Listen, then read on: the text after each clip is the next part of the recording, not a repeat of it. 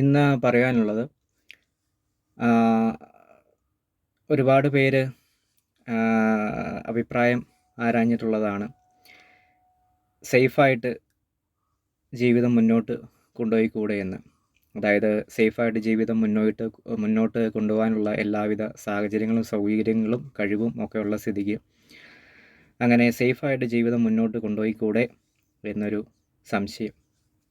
കേൾക്കുമ്പോൾ വളരെ ജെന്യുവിനായിട്ടും തോന്നുന്ന സംശയം എല്ലാവരും ഉന്നയിക്കാറുണ്ട്.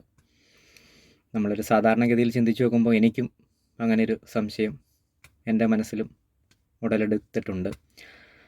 അപ്പോൾ അതിനുള്ള ഉത്തരം ആണ് ഇന്ന് പറയുന്നത്.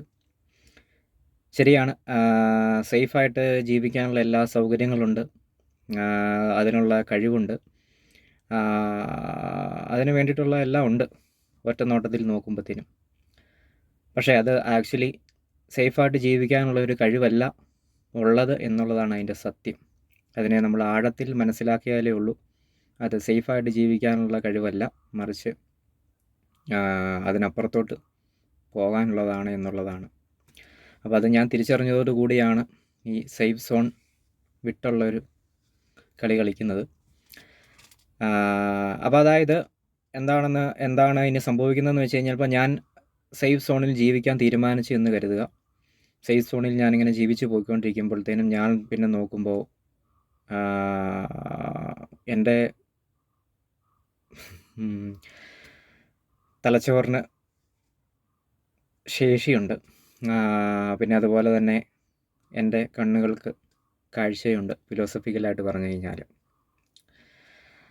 അപ്പോൾ ഞാനിങ്ങനെ സേഫ് സോണിൽ ജീവിച്ച് പോയിട്ട് നോക്കുമ്പോഴത്തേനും എൻ്റെ പകുതി കഴിവുള്ള ആളുകൾ ചെറുതോ വലുതോ ആയിട്ടുള്ള ലൈഫിൽ റിസ്ക് എടുത്ത് വളരെ സ്വാതന്ത്ര്യത്തോടു കൂടി വളരെ നമുക്ക് കണ്ടു കഴിഞ്ഞാൽ നമ്മൾ അമ്പരക്കുന്ന വിധത്തിൽ ജീവിക്കുന്ന, അല്ലെങ്കിൽ വലിയ വലിയ കാര്യങ്ങൾ എത്തിപ്പിടിക്കുന്ന അത് കാണേണ്ടി വരും.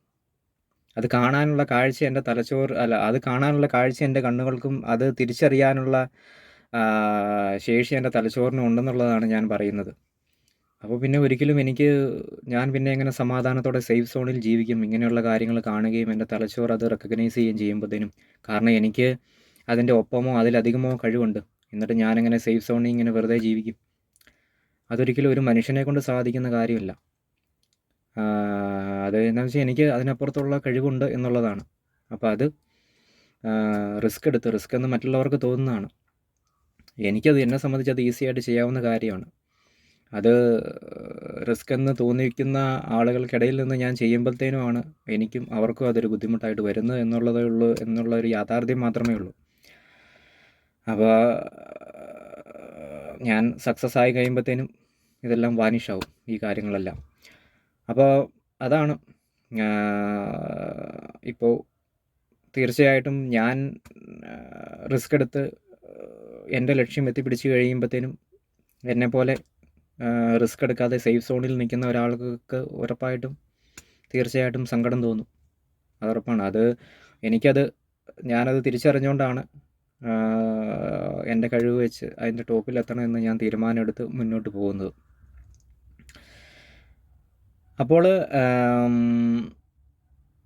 ഇതുകൊണ്ടാണ് സേഫ് സോണിൽ ജീവിച്ചു പോകാത്തത്. ശരിക്കും പറഞ്ഞു കഴിഞ്ഞാൽ എൻ്റെ ഒരു കഴിവ് വെച്ച് ഏറ്റവും സേഫായിട്ട് ജീവിക്കാനാണ് ഞാൻ ശ്രമം നടത്തിക്കൊണ്ടിരിക്കുന്നത്. അങ്ങോട്ടേക്ക് എത്താനാണ് ഉള്ള ശ്രമത്തിലാണ് ഞാൻ എന്നുള്ളതാണ് സത്യം, യാഥാർത്ഥ്യം. അപ്പോൾ ഇതാണ് ഇതിന് പിന്നിലുള്ള ഒരു കാര്യം. Thank you.